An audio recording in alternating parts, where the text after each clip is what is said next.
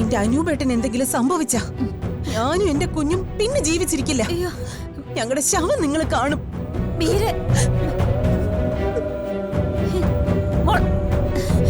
എന്റെ ഈശ്വര,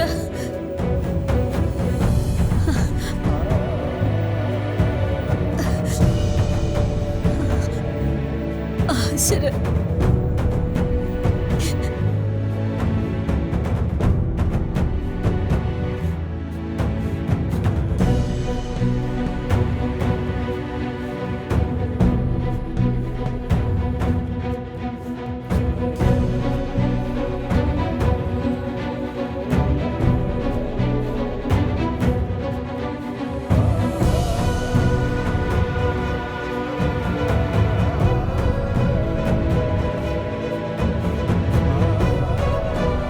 അർച്ചന, താൻ എന്നോട് ക്ഷമിക്ക.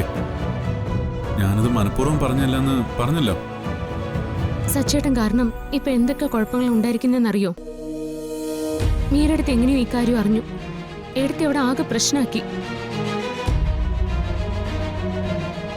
അവരോട് ഞാൻ എന്ത് സമാധാനം പറയും? ഒരു വിധത്തിലാ ഞാൻ അവരെ പറഞ്ഞ് സമാധാനിപ്പിച്ചത്. സച്ചേട്ടനും കുടുംബത്തിനും വേണ്ടിയാ ഞാൻ എന്റെ സർവ്വവും സമർപ്പിച്ചിരിക്കുന്നത്. ഏത് പ്രതിസന്ധിയിലും ഈ വീടിനെയും ഇവിടെ ഉള്ളവരെയും സംരക്ഷിക്കാൻ മാത്രമേ ഞാൻ ശ്രമിച്ചിട്ടുള്ളൂ. എല്ലാം സച്ചേട്ടന് നേരിട്ട് അറിയാവുന്ന കാര്യങ്ങളുമല്ലേ. ഇപ്പൊ അവിടെ ഉള്ളവരെല്ലാം സച്ചേട്ടനെ അവിശ്വസിക്കുക. ആ നിലയ്ക്ക് ഞാൻ എങ്ങനെ ഇവിടെ സമാധാനമായിട്ടിരിക്കുക? അനുപേടിനെ ഒറ്റ കൊടുത്തത് സച്ചേട്ടനാണെന്ന് എന്റെ വീട്ടുകാർ വിശ്വസിച്ച എനിക്കത് സഹിക്കാൻ കഴിയില്ല. ഇനി ഞാൻ ഈ വീട്ടിൽ നിൽക്കുന്നതിൽ ഒരർത്ഥവുമില്ല. ഞാൻ പോവാ. അർച്ചന, അരുത്. താൻ എടുത്തു ചാടി ഒന്നും ചെയ്യരുത്. തനിക്കോ തന്റെ വീട്ടുകാർക്കോ ദോഷം വരുന്ന ഒന്നും എന്റെ ഭാഗത്തുനിന്ന് ഉണ്ടാവില്ല. ഞാൻ പറഞ്ഞതിന്റെ സെൻസ് തനിക്കിപ്പോഴും മനസ്സിലായിട്ടില്ല. തനിക്ക് എന്നെ അറിയില്ലേ? അറിയാം, എനിക്ക് നല്ലതുപോലെ അറിയാം. പക്ഷേ ആ ഗുണ്ടകൾക്ക് സച്ചേട്ടനെ അറിയില്ലല്ലോ. പറഞ്ഞ ദിവസം അനൂപേടിനെ സച്ചേട്ടൻ കൊണ്ട് കൊടുക്കുമെന്നല്ലേ അവര് വിചാരിച്ചിരിക്കുന്നേ. ഇല്ലെങ്കിലോ പിന്നെ അവരെന്തായിരിക്കും ചെയ്യാൻ പോകുന്നത്? അതിനെക്കുറിച്ച് സച്ചേട്ടൻ ചിന്തിച്ചിട്ടുണ്ടോ? ആ സമയത്ത് ഞാൻ അങ്ങനൊന്നും ചിന്തിച്ചില്ല.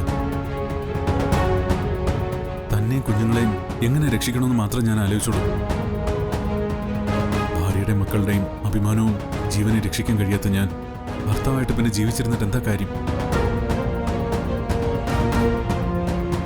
താൻ പറഞ്ഞതുപോലെ സംസാരിച്ചിരുന്നെങ്കിൽ ആ ഗുണ്ടകൾ നമ്മളെ അവിടെ വെച്ച് വെട്ടി തുണ്ടം ആക്കിയേനെ.